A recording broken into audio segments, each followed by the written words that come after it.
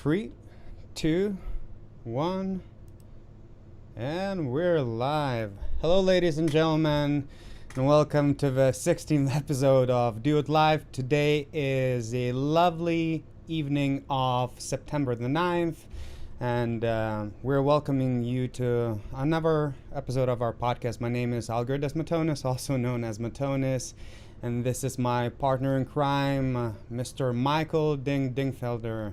Hello and welcome, everyone. We're gonna be addressing some topics, and especially the one concerning me being off for a couple of weeks from uploading. But as we wait for more people to tune in, what's up, Mike? How are you doing? Hey, I was getting really worried and nervous about you. Like I was ready to get a search party out to try to hunt you down because I couldn't tell where you were.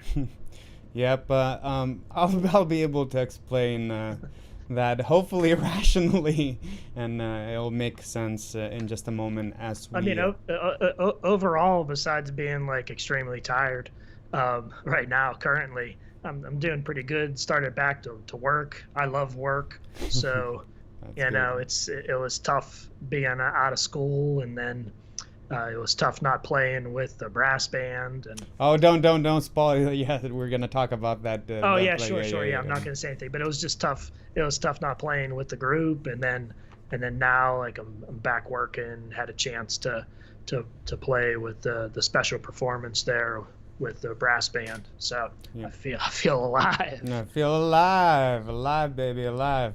Okay. I'm seeing some people tuning in. Can somebody give me a thumbs up in the chat? I believe the sound quality should be fine, but just for confirmation, if somebody could give me that. I'm hoping that internet connection in Mike's house is fine, so he's not gonna go super size. Oh no, I want to be like gigantic. But that being said, I'm seeing some people tuning in. I'm seeing Ellen tuning in. So hi, Ellen. Give a shout out to Ellen. Shout out to Brazil as always. Oh, Brazil. We'll say hello to Brazil too. Yeah, but that being said, before we address some of the topics as well as go to your questions and answers, you know the drill. Give this video a thumbs up, subscribe, and hit the notification bell if you haven't already. Share this with your friends. We would really appreciate that. And of course, if you have any questions, make sure to leave a question mark at the end of your question if you're leaving in the chat. If you put it for a super chat, that'll give it a priority, but not exclusivity. And of course, today we're going to be answering some of your questions live, as well as our Patreon questions. But that being said, a lot of you noticed that I took a couple of weeks off from uploading, and there's a couple of reasons for that, so I just wanted to quickly address that. I'm not going to spend too much time because we have some questions, and I want to make sure we get to some of the live questions if we get some of those today. But basically, the video that I uploaded on Monday, the educational video, I really wanted to get back to those, and if you haven't checked it, make sure to check it out. But it's basically, I wanted to get back into some sort of a consistent routine with educational videos, which was the original basis for the channel. It was more like an educational channel, and it gradually turned a little bit more towards entertainment and new arrangements and performances. And as you might have noticed, it's 50 minutes long, and I always end up in these situations where, look, in order for that to be produced with the quality standards that kid you not, it took me 3 weeks of day-to-day work. So starts with scripting, recording, writing out materials, and obviously editing. On top of that, I had some of the worst luck uploading that on YouTube. For some reason, YouTube would not recognize the format after the render, and that video with all of the visual effects, that would take like 4 to 5 hours of rendering time on the software that I use. So I had to re-render that 3 times, so that's 12 hours of rendering time by itself. And I had a minor problem with my eye as well, so it was a hilarious story behind that, because I thought it was because Birute was cooking onions, and I was like, stop cooking onions all the time. My right eye is foggy and hurting. So, but basically, we went out couple weeks ago, me and you, Mike, with a couple of friends, and I had a foggy right eye. And normally I get a little bit of foggy vision when I wake up, but I used to always have the 20/20 vision, and I think it's because I've been staring at the screen for so long. Because all of my work, not I was going to say most of my work, but it's literally all the work is through the screen. So online coaching, recording, and all that kind of stuff. So I've been spending a lot of time on screen. I think I might have tired my, particularly of the right eye. So I decided to limit my time spent on the screen a little bit. So that was one of the things.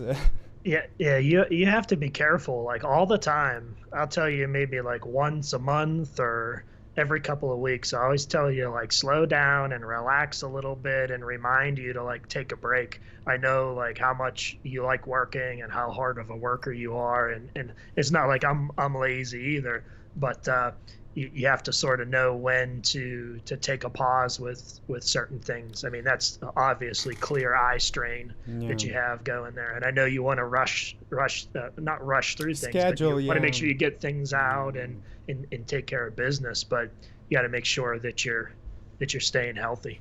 Yeah, so my biggest goal since March, what I wanted to do is again, and this concept kind of applies in not only like video uploads, but overall it's the schedule or consistency. So the difference between it's not like in order to produce that video, it requires a lot of skill, but it doesn't require some sort of a subnormal skill. It's a very time-consuming process, and the what I try to do since March is develop some sort of a schedule which would indicate more of a professional type of environment. That Mondays you would know that 5 p.m. you would get a video, and I made some bad decisions last couple of months. So that English folk song suite, I was really determined to upload that in one video, and I literally put month worth of work into 1 week of time. So that set me back for multiple weeks, because I would normally break it down movements, because in order to produce an arrangement like that, first of all, it has to be arranged, then it has to be practiced and learn how to play, then it has to be recorded, and then later on it has to be produced with video, and it's like literally a good 4, 5, 6 weeks of work. And I wanted to upload that into a full thing, and I was hoping that I'll be able to maintain the schedule. But the problem is I'm not very good with moderation. So you always tell me that you have to take a little bit break, and I never know when the limit is there up until I hit the limit and something goes down. In this case, my eye. So I decided to limit my engagement to the screen 5 hours per day, but it's getting a little bit better. But I just wanted to give everyone an update. I'm not leaving YouTube. I'm going to continue on uploading and doing all that kind of stuff. It's just sometimes in order for me to produce a value that I believe comes with those detailed educational videos, it's a long time. It requires a lot of time, and it's not like I can go on one of these platforms and hire the big problem with the content I do. There's no people who specialize in stuff that I particularly do, euphonium recording or euphonium educational videos. So I could just send all the raw videos and raw audio samples, and they could do all the video editing. So I end up doing everything myself, because there's not a lot of people who specialize in euphonium content production. So basically that's the reason. And another reason that I'll probably have to, I'm not going to spend much time, and it's not something I should be talking much, but there's a good chance, and Mike is aware of that as well, but... Don't say it. Don't say it. I think I know what you're about to say. Don't say it. Don't. I'm going to leave. I'm going to leave the stream. I'm going to leave. I'll have to bring it up at some point. I'm gonna have to bring this up at some point, but either way, a lot of basically where I'm heading, a lot of my time has to be spent for sorting out paperwork. As a lot of you might know, I'm originally from Lithuania, but I live in USA, and it's a lot of paperwork, and basically we're trying to figure the following steps for next year and etc. So I'm not gonna spend too much time talking about that, but eventually I'll have to figure this out, because either there's a 50-50 chance that we might be moving and we might be staying, but either way it's going to be a lot of work. Either I move or I stay. It's just which might affect content in, you know, or at least upload schedule in a certain way. But I'm not gonna be spending too much time, at least for now, up until I'm sorted fully either way. I just wanted to quickly adjust that, because again, the content schedule might be affected slightly by that. But with that being said, we're gonna go to the questions and all that kind of stuff, and we've got some good questions from my patrons and some of the social medias. If you have any questions, leave them in comment section below. Put the question mark at the end. That would help us indicate where the question is. So we're gonna go, and also a quick reminder, we're gonna be doing a little segment later on, which is gonna have a little giveaway, also known Dining with Ding as Dining with Ding. So we'll remind you the rules as we get there. But with that being said, let's go to the first question, which is actually coming from one of the people who is currently watching, and it's coming from Ellen. I have a question for you. How would one approach learning multiphonics on euphonium? Hope you and Ding are doing well. So, do you want me to start off on this one, or how are we figuring this out? Yeah, either or, it doesn't matter. Okay, so here's the deal. With euphonium, singing on multiphonics on euphonium, first of all, let me just start by saying this, that I would not spend too much time on this technique. I don't feel that it's a very useful technique. It's cool, and once in a while you will find a piece here and there that will require multiphonics, but it's basically not a technique you should be spending a lot of time. And the tricky part is learning how to create vibration in your vocal cords while vibrating lips. Okay, so and the way I would approach is, I'm not trying to sing it with a full voice. Normally it's easier to do on low brass instruments like euphonium and tuba, as you play a low pitch and sing a high pitch, not vice versa. Don't try. It's doable, but don't try learning it the other way around, because you just make yourself miserable during the process. It's very hard. So basically, the way you should be approaching is trying to create a very throaty, well, I don't know whether throaty would be a good description of that, but a singing sound which would sound almost like, oh.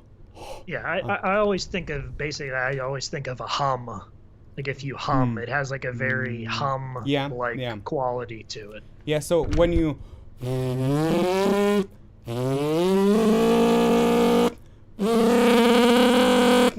It's slightly harder to do on free bus, because free bus obviously is going a little bit higher as you do that.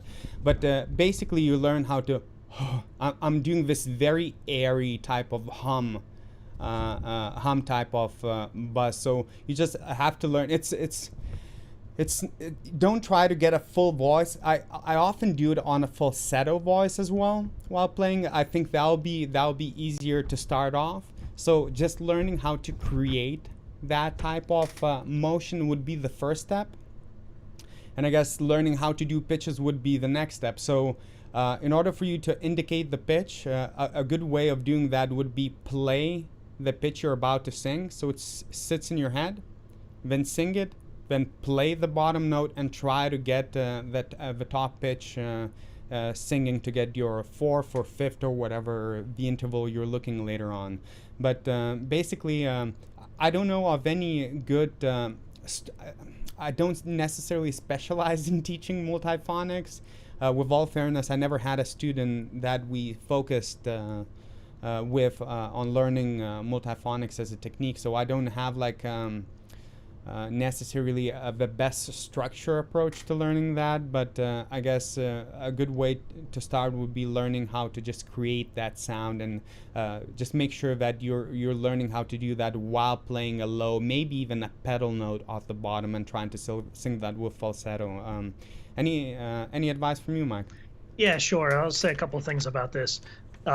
I agree a lot with what you're saying too, with the approach, especially with the different ranges of things. But basically, in a nutshell, I think of multiphonics is basically like if you've ever played into a kazoo with a buzz attached to it.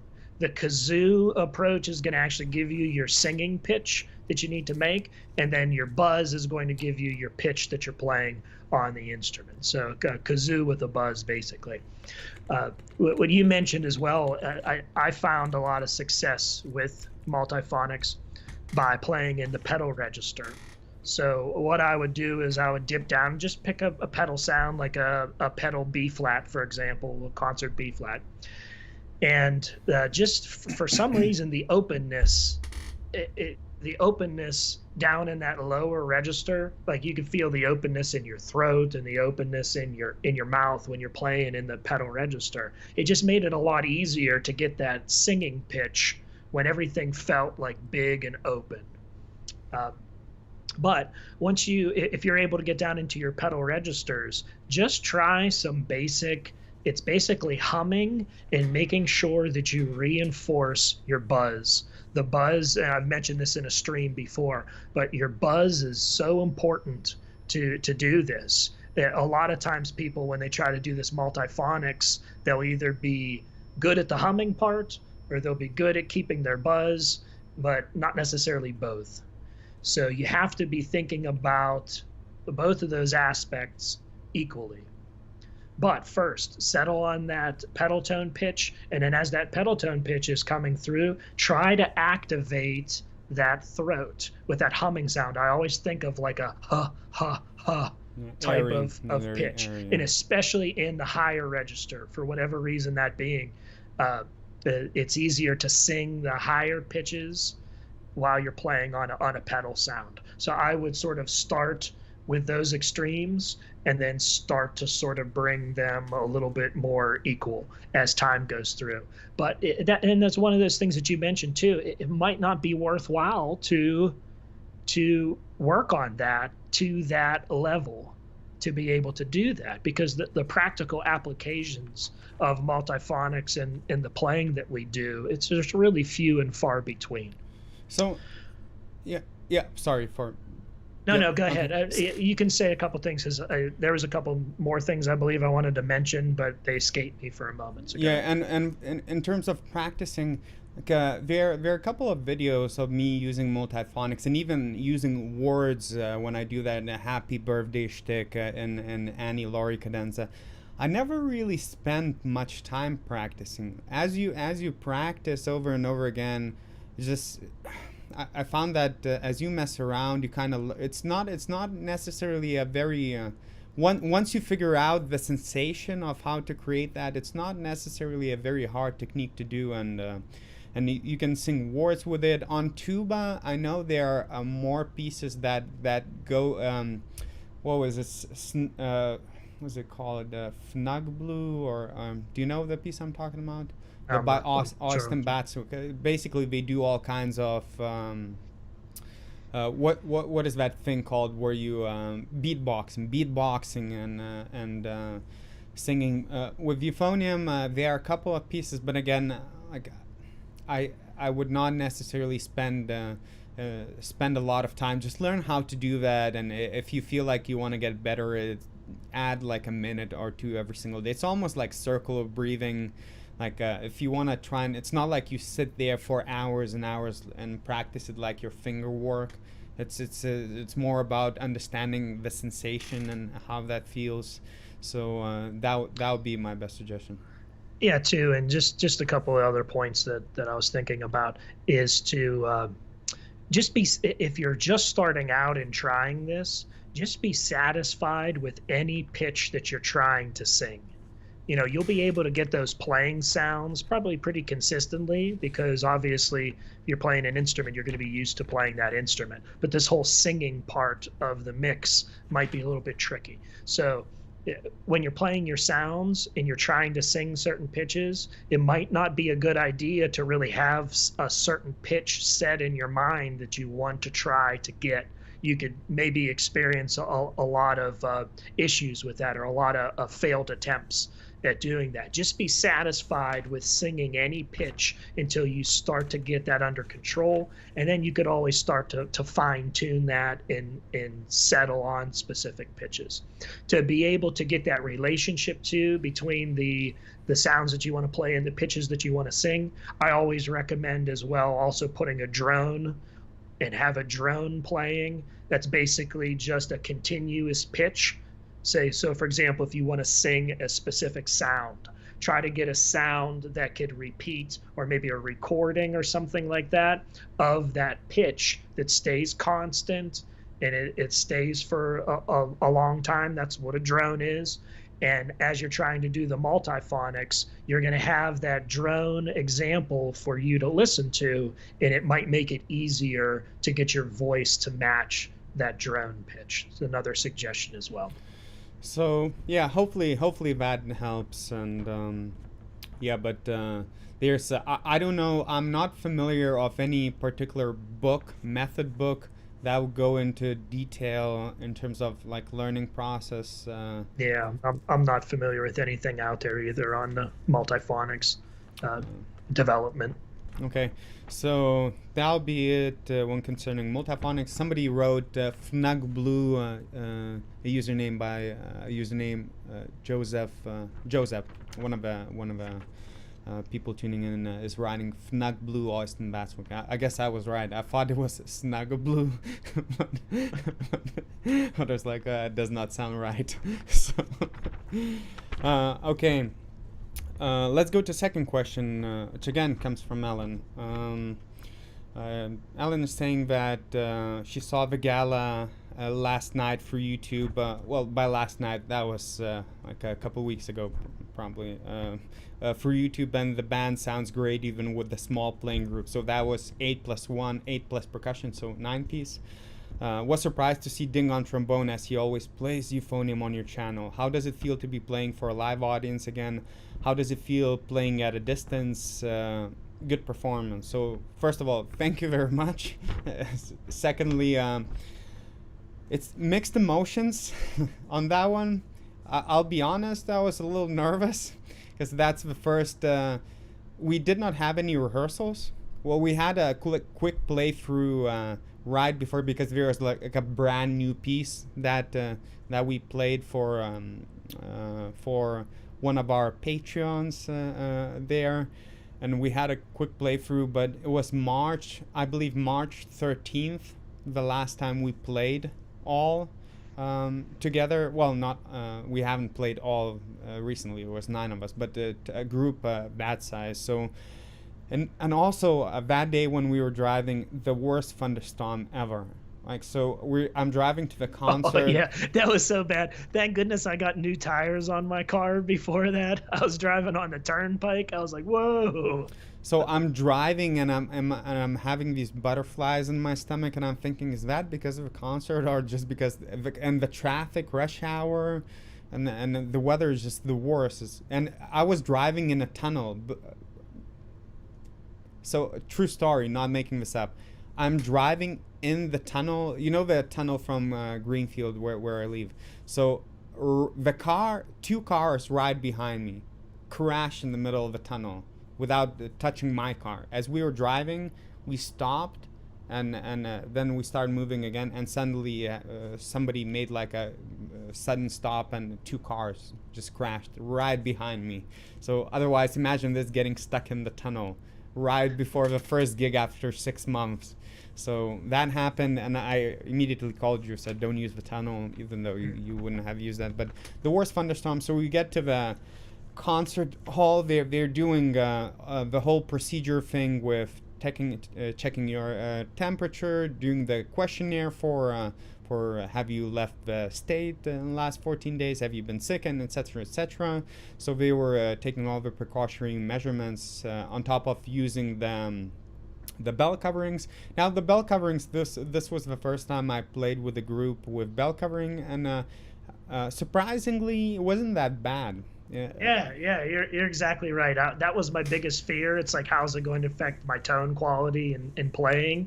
And it was surprising how much it did not affect playing. Yeah, it wasn't that bad at all, and it's just the fact that we have not rehearsed in 6 months or played together in 6 months. It was uncomfortable, and obviously everyone was sitting there a little bit nervous.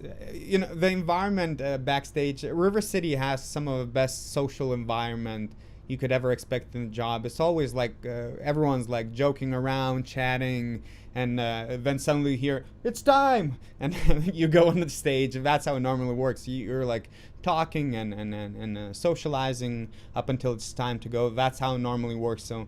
And this time everyone's sitting there, and I remember one of our soprano players, one of the principal players, I was like, "Hey, so how are you feeling?" And he was like, "Oh yeah, doing great." And I was like, "You know what? Weirdly, I'm a little bit nervous." And he was like, "Yeah, I'm a little bit nervous as well."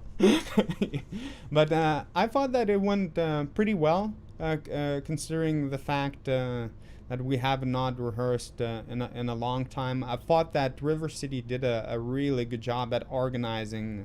They had to hire a production team to get the live stream, which was with a very nice quality, and I think they're going to maintain that for the upcoming concert series, which are supposed to be back on January. Now, your situation was a little bit different because you played an instrument that you don't normally play.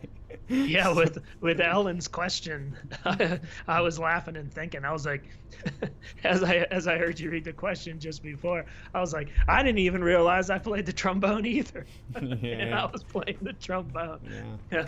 I always get a kick out of it. I was so glad, and I was so thrilled to be back and playing, even though I was playing on an instrument that's not my primary instrument. But was I nervous about things? Yeah, there were certain things I was nervous about, but I was so happy and so thrilled to be back and playing with other people. And even though there wasn't a big audience, because there's only like the production crew in there and some of the office staff, and then the musicians, there wasn't a big ton of an audience, but it was just so nice to be back and playing again. I was nervous because you talked about not rehearsing. So we didn't have much of a rehearsal, and we got the music maybe about a week before the performance. So it's like a week before the performance. It was not a full week. I think it was like 4 days. Oh, was it? Was it? Yeah. So like 4 days before the performance. It's on an instrument that is not my primary instrument, and not much rehearsal time either. So like going cold and sight reading a few of the pieces that are in there. Yeah, I wouldn't say that I was scared. I was just so on high alert for everything to like an extreme level. And it was tough because, like you said, we haven't performed at a serious level for months and months. So, and obviously, I don't want to go in there and do poorly. And it's being live streamed as well. It's like so a handful of days like beforehand, I was putting so much time in, like play a certain amount. And sort of getting back into the swing of things, because doing your own practicing is way different than going and performing with another group. It's like you would think that if you practice a bunch, you're going to be raring to go and you're going to be in good shape. It's a totally different ballgame when you do a performance. And even like when we have our rehearsals after a long break, like in the summertime, it's like it just crushes your face instantly, and you're like, but I tried to prepare to really get ready for what we have to do, but it just doesn't get you ready. So I knew that, and so as soon as I got the music, and for days and days, I would practice a little bit of time, then I would take a certain bit of break, and then I would come back and practice more, and then take a little break, and come back and practice more, just to really try to gear those lips up for actual performance playing. And I was surprised because my biggest fear would be like my lip dying in the very first tune. And it's hilarious, and I think it's important for people to hear this, because a lot of people who don't get to rub around shoulders with professional musicians would never guess that could even be a consideration. it is 100% symphony orchestras, brass bands. 100% that is a consideration. People taking, and I know you were taking what was it, aspirin or ibuprofen? Yeah, my lips were like swelling up and stuff like that. So try to keep the swelling down with it. I would take like the smallest dose possible, but just to try to keep my lip hanging in there. Does that necessarily work or not? I'm not sure. Oh, that does work. That does work. Yeah. I was able to hang in there for most of that performance. I didn't have to make too many alterations or anything like that with any of the songs, and I was pretty much able to hang in there. So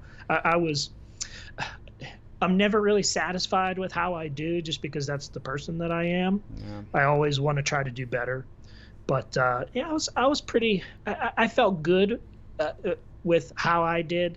I could have been better, yeah, I'm sure. It would have been nice to get a couple more performances with that book of playing that music, because that was the first time I played some of those pieces. I think it was the first time I played all of those pieces on those parts for trumpet. Yeah. 8 piece, you're yeah. Yeah, so it would be nice to, if I have an opportunity to do a few more of those, and especially play the same pieces, I'll feel way more comfortable than what I did that night. But all in all, I felt great. I felt so alive to be there and to play. There's just nothing like live performance. It's incredible. I was loving it. Yeah, with me it's interesting, and I guess from what you're describing works a little bit different from you, but it's performance or any kind of events in my life. I normally I don't approach it. I try to ignore any emotions, and I try to really stay as rational and always thinking. Normally, the emotions, whether I liked it, was I a little bit nervous, normally really come a couple hours after, or like a day or so. So. Yeah, that's weird. It's like whenever I'm playing, it's almost like I have an out of body experience. Like whenever I'm playing and I'm sort of in the zone, I'm like in the zone, and like sometimes I feel like my like almost my soul is out of my body, and I'm like looking down on what's going on. I'm digging it. I'm feeling the beat and feeling the groove and enjoying the sounds, and it's just like a crazy experience. So that's what I love about playing. It's interesting, and it's in a way it kind of makes you almost like, in order to be a performing and actively performing musician, you almost kind of have to be almost like an addict in a way, because the amount of emotions and stuff that comes with going towards the concert, playing in the concert, going from a little bit nervous to maybe you're in the zone, it's time to perform, it's time to go right now. I see the conductor raising its stick, it's about to come, you're about to play, and then the next emotion. And there's very few better emotions when you go on stage and you just crush it. When you see other people crush it as well, you just see that right after gig there's like this level of euphoria when everyone's like so happy, they're like kids, and nobody's saying like, oh, we crushed it, but you can see that people know when they did really well. So, and it's a very it's addictive sensation as well. So, and for me, it normally comes after a performance. I find that when I'm on the edges of either side of a spectrum, when I'm a little bit too nervous or a little bit too relaxed, normally it's not a good outcome for my performance. So I try to get myself away from emotions and more just stick to thinking everything through, following. That's why you always tell that I'm so serious when I play. I never get nervous about things. All my approach is like, if something is really important or if I have to do something tricky, I'm just like, okay, it's go time. Let's do this. Let's take care of business, and hopefully everything works out. So the nerves don't necessarily get me. It's just something that's like, okay, something important is happening, and I just need to make sure that I take care of business. Yeah, but basically, for me, this performance, it's interesting. It brought a lot of different emotions since March 13th. I remember that day very clear. It was the last full brass band performance in the Carnegie Music Hall, and I remember our artistic director saying, "Hey, we'll confirm whether there's going to be, because there was one more concert left on this year, so whether that's going to happen." And we were the last, because everything has already shut. And it was weird because we were still playing and nobody was closing us.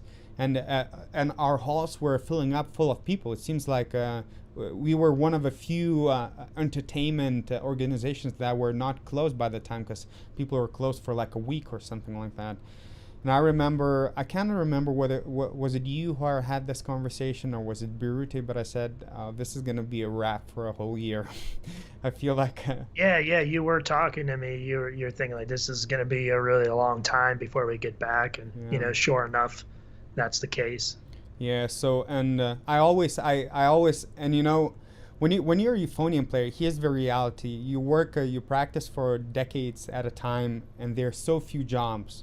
Once you get it, and if you lose the job or it gets suspended for a certain amount of time, it's not a fun position to be in, because it's not like, oh, you lost a job, I'm going to go start applying for a new job.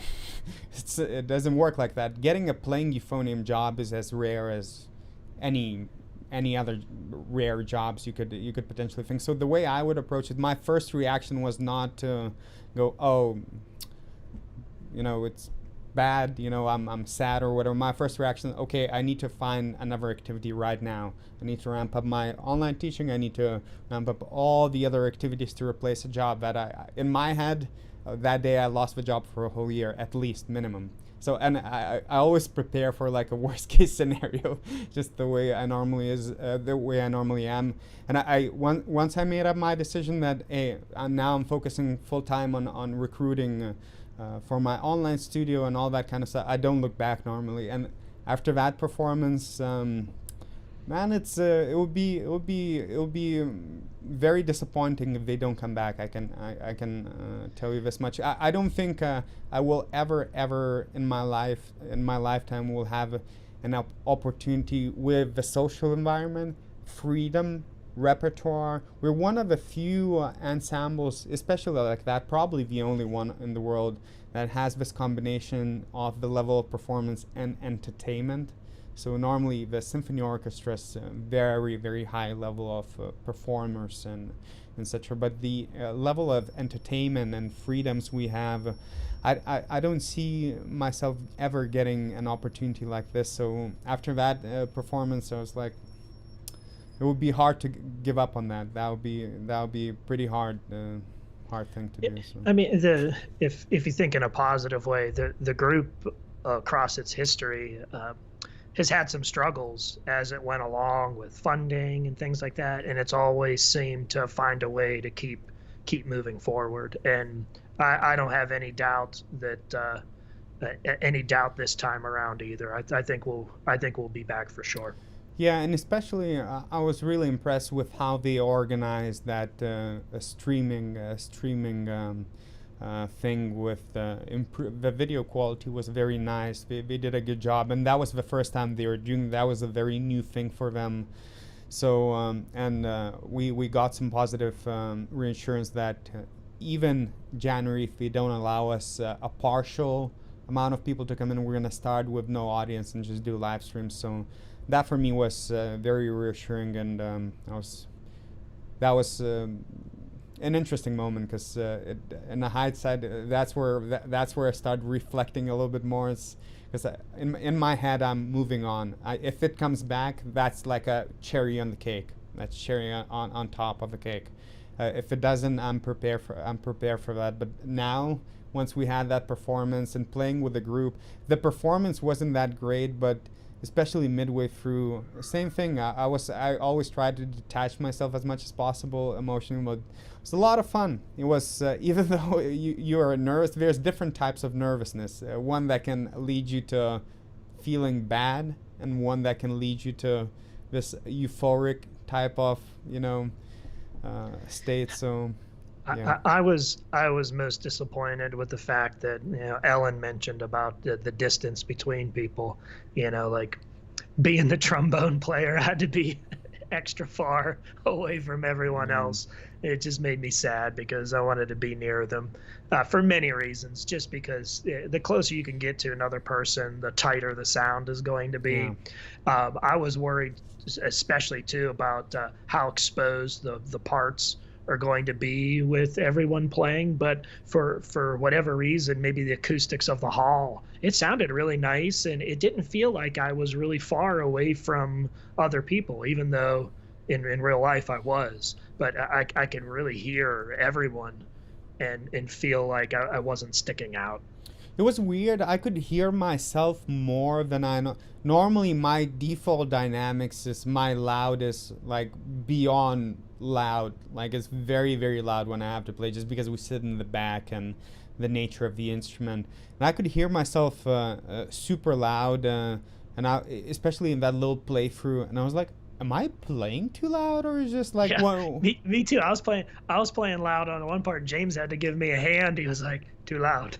Too loud. I'm like, oh, okay. I never got a hand of too loud, but it was a little that distance. Normally when you're so crammed together, when you have 30 people, the sensation you get when you play, it's almost like when you would practice by yourself with the headphones or like with an earplug. You're not hearing yourself as clearly. You hear yourself, but you don't hear. It's a weird type of sensation. You cannot hear yourself as well, even though you're playing the instrument, as you would when playing by yourself. So it was a little bit more like playing. The sensation was a little bit more similar when I play in front of the band as a soloist, which was slightly weird. But other than that, very positive experience. I'm really hopeful there's going to be more of these this year. I know it's not going to be a lot of them this year, but I've heard there might be some. I would love to be able to play a little bit more, but yeah, we'll see. I'm really hoping they're going to come back this January, because that would be pretty cool, even if it has to be a smaller group. I'm seeing some questions rolling in. Please, if you want your question to be answered, leave a question in the chat box with a question mark at the end. We'll answer as many as possible, if not all, towards the end of the stream. But any other thoughts to wrap the little our little performance live? Yeah, it's just, all in all, it was very exciting, and just those little things that get you back to the sense of normalcy and things happening in a normal way. And we've been affected. Everyone has been affected for such a long time, and to get those little moments of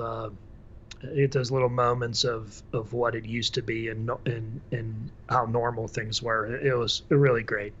Yeah, and one of the things that I always try to avoid on these on streams and in my content as well is we tried not to talk that much about us necessarily not playing anymore, just because of the same. My thought behind that is everyone's suffering a little bit, and for me, music and sports, two things where when I watch sports, I watch it as my way of like just getting away from all the real life problems, and that's where you want to relax and just have all. So normally with music, the same thing. I'm trying to always keep it as straight to business as possible with music, but I just thought it would be interesting to share these little experiences, just because a lot of ensembles are suspended at the moment. So,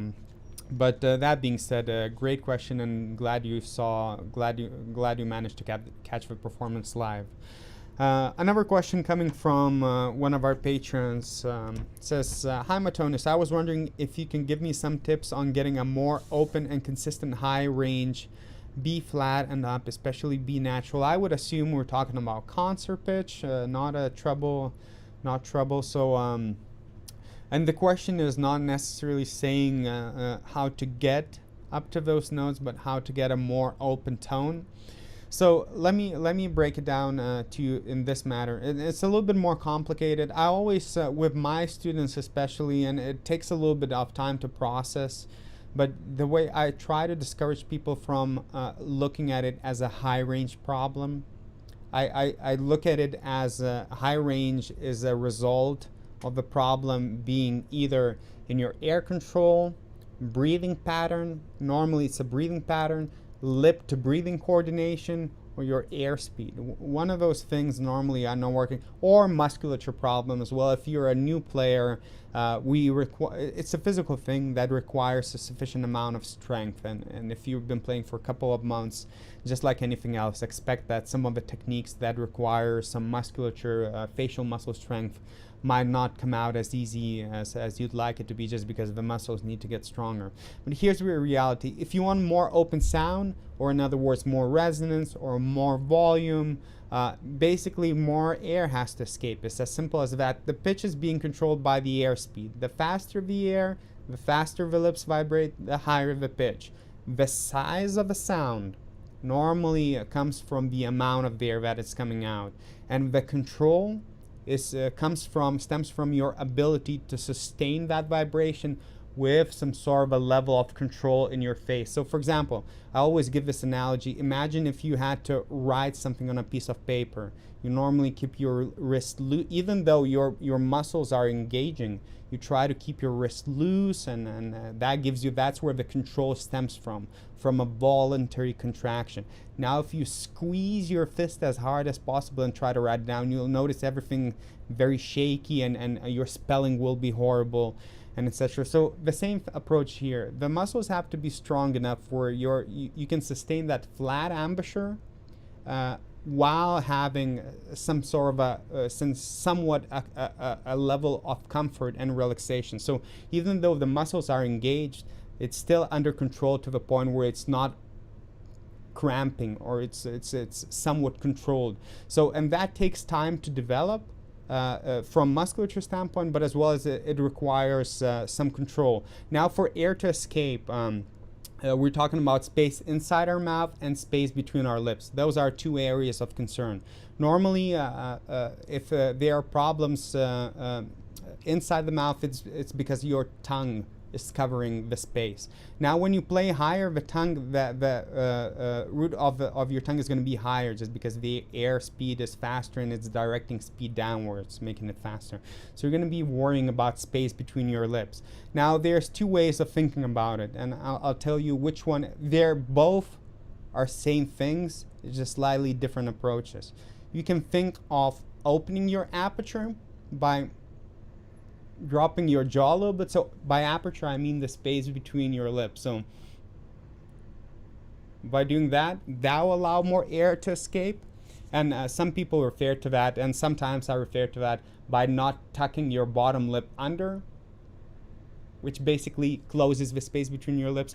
So opening that space, or another way that I often, especially nowadays, like approaching it, is not closing that space to that point firsthand. So normally the problems stem from the breath, and it happens right before the breath or right after a breath. So normally the way I teach people is that the perfect inhale that I'm looking for is a breath which is in a pant-like motion, almost when you see a dog panting outside. So as you can see it from how my Adam's apple drop low, that my tongue is at the bottom of my mouth. So this usually indicates where your tongue is. So if your tongue is at the bottom, you're normally inhaling with the optimal amount of space. And in order for your breath to stay relaxed, you have to relax your face like a pant.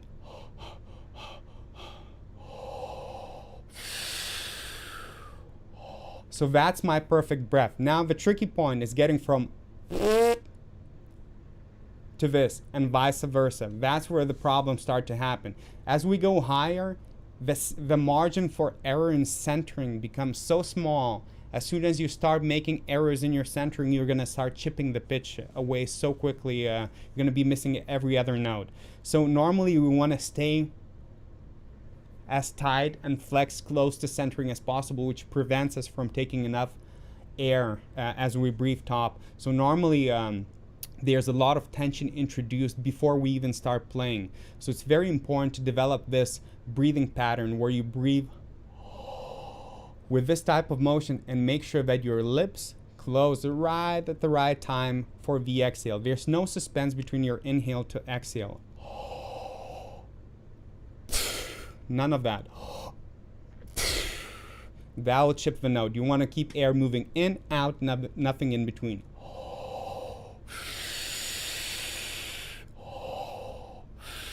And pay attention to how my lips close right at the right time of the exhale. So that's the coordination thing. So if you develop this breathing pattern, this coordination that allow you to take air in with this relaxed type of face and close your lips right at the right time, your lips will never shut to an uncontrolled type of motion in the first place to begin with, and you'll be able to have more open tone and more control. Now this is in the case that you already can play those high notes. That indicates that you have a sufficient strength in your face. So based on the question, it's asking how to get more open tone. So what I would suggest is learning how to coordinate this motion through exercises like long tones and etc. So the last video that I uploaded on Monday addresses this topic to a high extent. So I would encourage you to think it through, and just basically the more you drill that, the more you'll be able to remember the sensation in your mouth and your face and your air, etc. So that would be one of the things that would help you with the control or more open tone at the top register. Mike, I've been talking for a little bit. Man, I can't think of a good answer because I'm just so hungry. What? Just so, what? I'm just what? so hungry. What? I can't think What? of a good What? answer.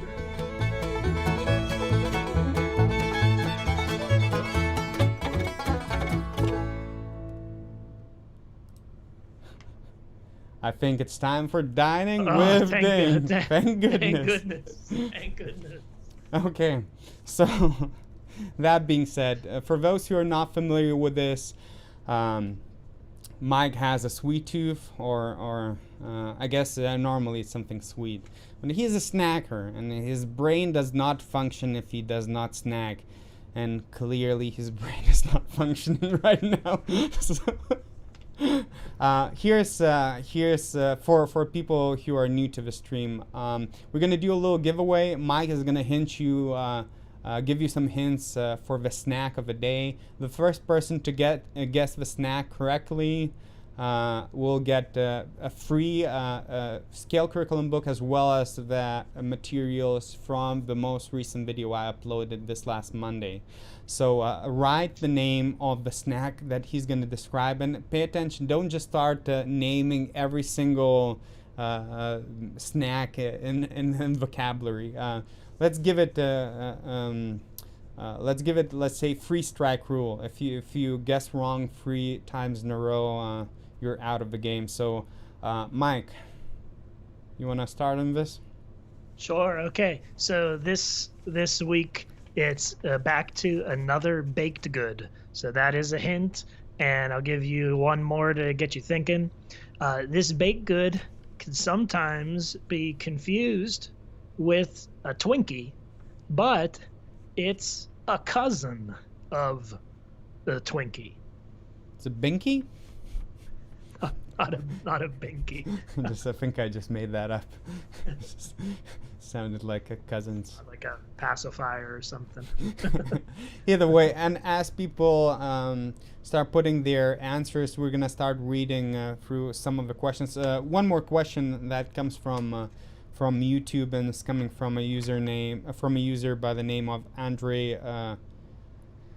I cannot pronounce that surname. Let's just stick with Andre. Okay, so I'm gonna butcher the surname. I saw you played in one of your videos with straight fingers and in another one with curved fingers. Why do you variate, and can you explain the difference? So by the straight fingers, he's referring to this, and by curved, he's referring to this. So I don't play with straight fingers anymore. I used to, but not anymore. I play with curved fingers exclusively nowadays, and the reason for that is because it's a superior technique. And I believe, Mike, you use straight fingers, don't you? Me, straight fingers. I don't necessarily try to. I don't think about it as much. But what I try to do is just try to do what feels most comfortable for your hand. Yeah. And what creates the least amount of tension in your fingers. Because the more tension that you have in your hands, or if you're constricting them in a certain way to maybe necessarily go flat and things like that, it could cause you to have your hand get tired. You might not be able to play passages as quickly as you might be able to by having a more relaxed approach with your hand. So it's hard sometimes. It's like, you don't know, it's hard to keep track. It's one of the things that I don't think of that often whenever I'm playing, just because I'm always thinking about other things. Playing an instrument, you can think about it like a billion things. But somebody got the answer.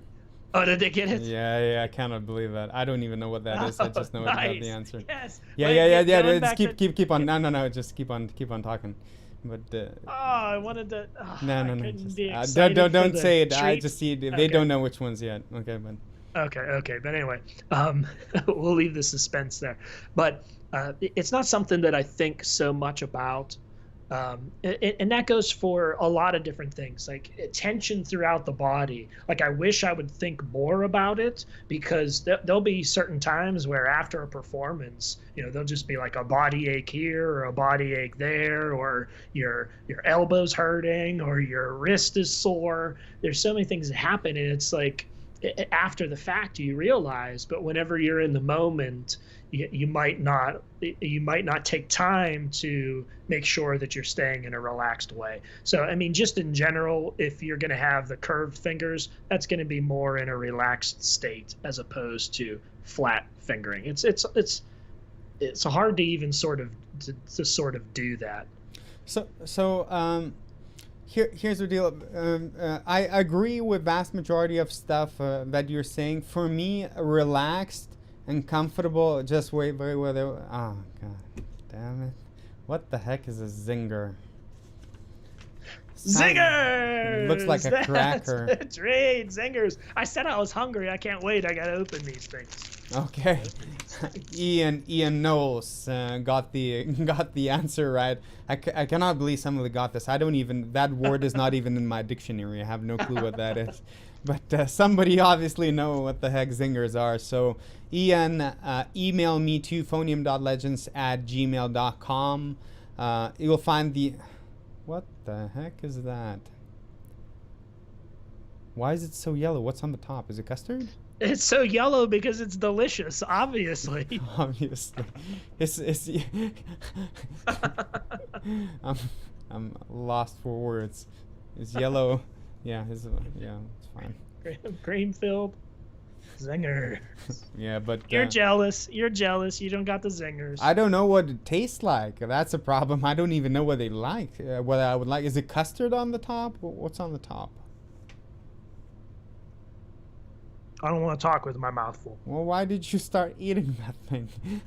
Either way, where I was about to go with the fingers. Relaxed, comfortable, those two words, relaxed, comfortable, controlled, those three are interchangeable in my eyes. Icing is on the top. A strip of I can see it's icing. What kind of icing is that? Just a sugary icing substance.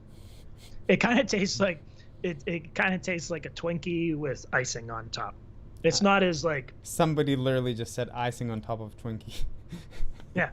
That's hilarious. Oh, David, the friend of the show. Give a shout out to Dave. Okay, that's a shout out, I guess. Either way, where I was stemming with the fingers. Relaxed, comfortable, controlled, those three words interchangeable. The more you practice something, the more you get relaxed at doing something or comfortable with something. So I've seen plenty of people playing with straight fingers and staying relaxed. So I don't necessarily think staying relaxed is a good idea, but the fact that you're relaxed does not necessarily mean that you're doing something optimally. So the way I normally approach it, if I'm trying to get better at breathing, I'm going to look at the breathing experts. I'm going to look at the respiratory doctors, respiratory experts. That's where I get my breathing knowledge from.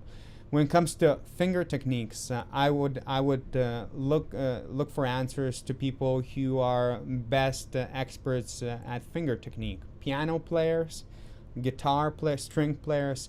When do you ever see a piano player play with flat fingers? They use keys, or in our case valves, but it's the same thing. You push it down, and the reason for that, because the range of motion and the accuracy and the speed is just lesser with straight fingers.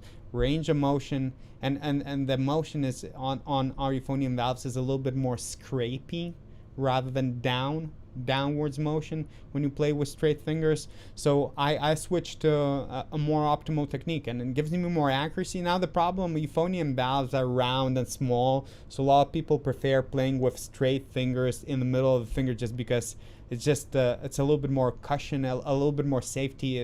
When you play with rounded fingers, if you're not used to it, it feels like your finger might slip off the top of the valve top. So I guess that would be one of the discomforts before you get used to it, but it's a superior.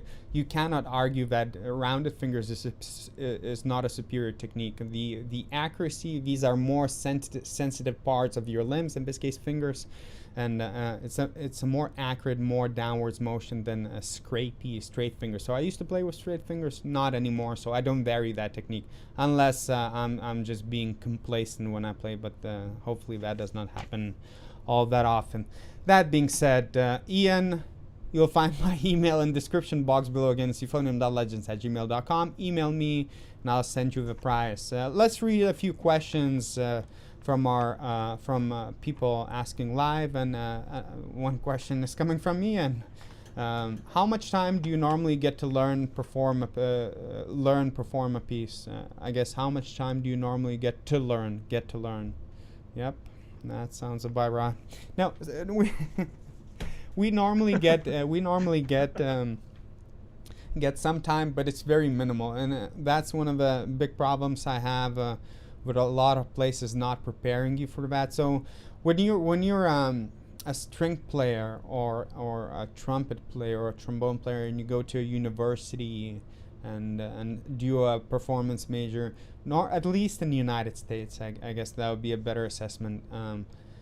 You're playing from excerpt books, because there are a certain number of symphonies, and you have to learn a certain amount of literature, and you already there preparing you to what's going to be a follow-up in the symphony orchestra. So by the time you win a job at the symphony orchestra, there's a good chance 95 or 90 or whatever, I'm just making up that number, % of the repertoire you're going to be playing.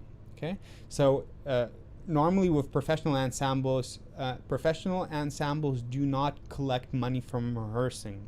They collect money from performing in front of people and getting money from ticket revenue. Therefore, you're not going to get a lot of rehearsal time, because professional ensembles need to pay their musicians money and they need to make money. So normally the way it works, you get very few rehearsals, a lot of performances. The problem with us, we play, there's not that many pieces written for originally for the type of ensemble we play, so it's always a new repertoire.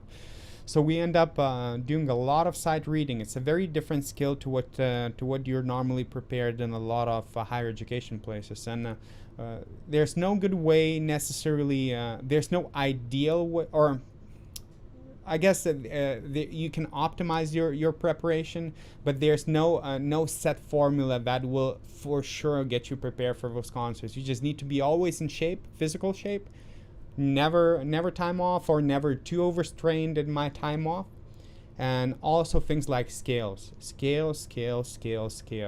You don't have time. When I go practice with limited amount of time or heads up, all the new pieces in the band room. I'm not trying to figure out my finger patterns. Those have to be down in your head. You're trying to figure out the directions of the piece, where the repeats, where the rits and rows and crescendos, and figure that out. So not a lot of time, and even solos as well. Not a lot of time.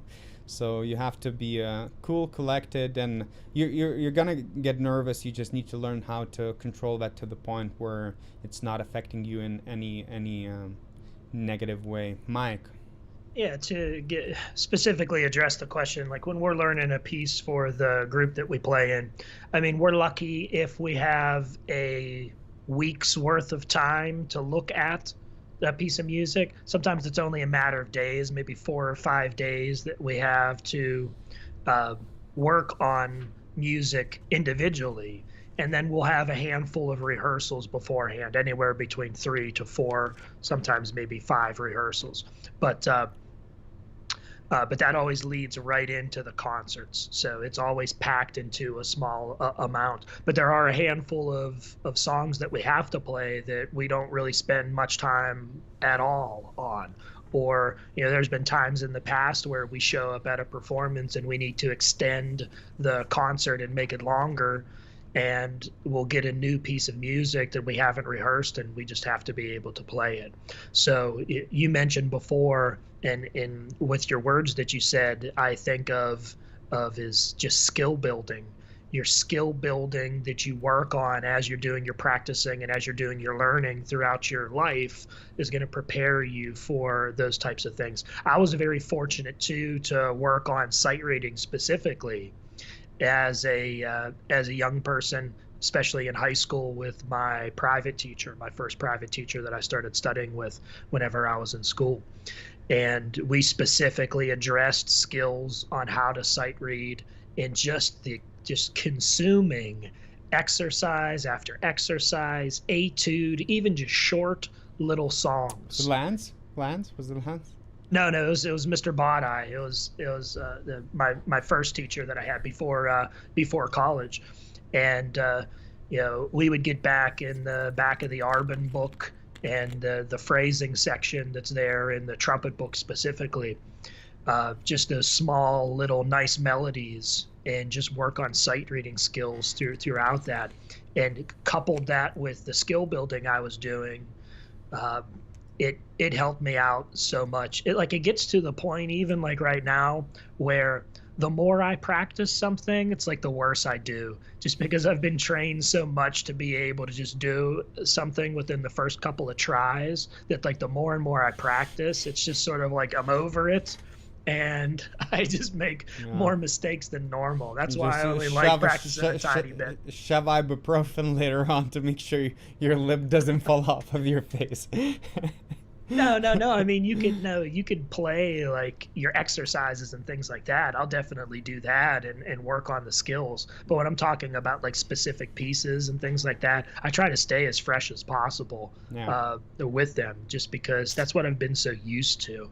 That I always joke, it's like the more I do something, the more mistakes I make with it. It's just like, let's sight read it, and then I'll put all my energy to it, and let's get through it. Yeah, I don't get to practice pieces all that much. I practice all the time. Like, I'm very consistent with that. But it's basically, again, just check the routine I uploaded on Monday. It's an hour. Like, normally it takes up to an hour to complete. And later on, at this point, we're always recording something. So I would be looking at a new arrangement from Drew or one of the new original compositions. But basically, never too much time. It's the days where I used to spend a whole year to prepare a half an hour, then 45 minutes, then an hour-long recital, and play like a concerto free movement. Those days are long gone. Like I haven't played a concerto, a free movement concerto, for 2020 now, for 7 years now. I'm not that old, So yeah, it's staying in shape. You don't get much time to prepare. It's very different. If you're in an academic environment, your commitments are different. So you'll probably have more time to refine stuff, and you should be trying to refine stuff. But eventually, at the point where I'm always told, it's not like I cannot. It's not like I'm at the point where I cannot develop anything new, and I know like every single thing. It's not the case. You can always learn something new. You can always learn something new, and that's normally where that follow-up generation comes, because they consume your knowledge that you acquired through decades of learning in a faster amount of time, plus they learn something new. But in my case, I'm trying to refine the skills that I have. I never find a piece. I don't get pieces in euphonium literature that I would have a look at and go, oh, this I don't know how to do, or this note I've never played before, or this I cannot get.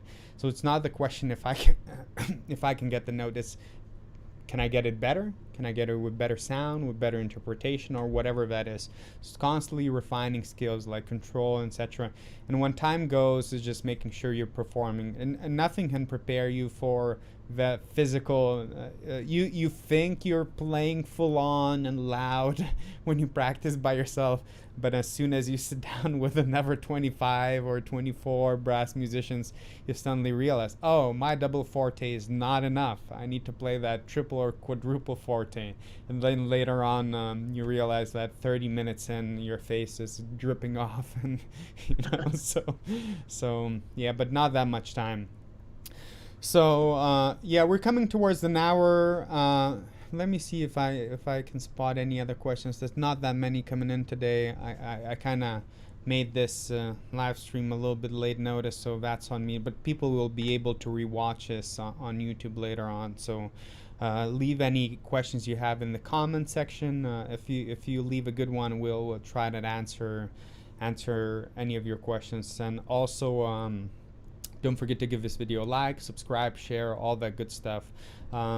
Also, the gentleman we gave a shout out, David, I believe he's from Louisiana. I might be making this up, but I believe he lives in a zone with a hurricane. Where was that hurricane at? Yeah, it happened through the south of Louisiana and then up that parts of eastern parts of Texas, I believe, and Louisiana, and up in that corridor there.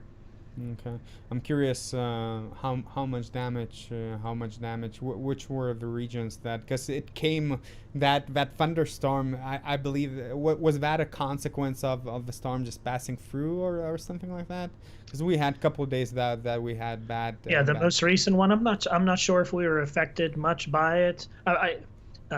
Speaking with people from Louisiana and Texas, they're always so brave and always so strong with certain things. It always amazes me how quick they bounce back from something horrible like that. They, time after time they'll get those storms, and sometimes they're not as bad, but every now and then they'll just get those horrible storms, and it's amazing to see everyone coming together and helping one another and getting out and trying to rescue people. That's I give all those people down there a lot of credit.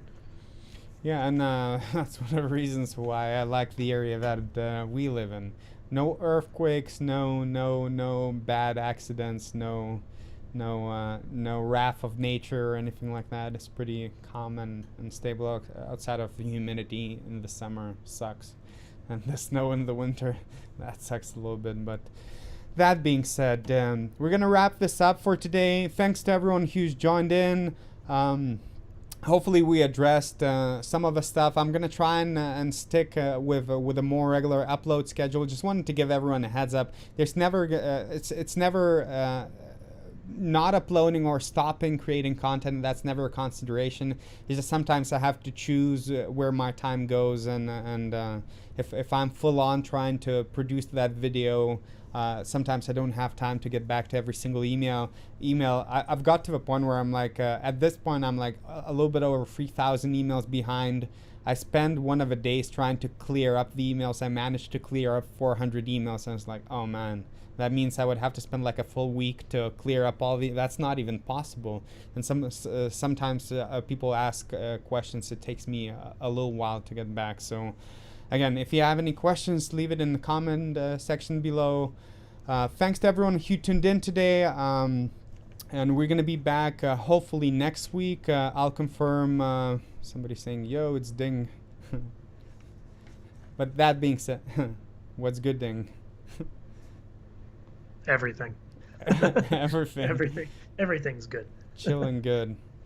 But that being said, thanks to everyone who tuned in. Hopefully we answered some of your questions today. And have a good rest of the week. And we'll see you next week, everyone. Right? Take care. Bye-byes.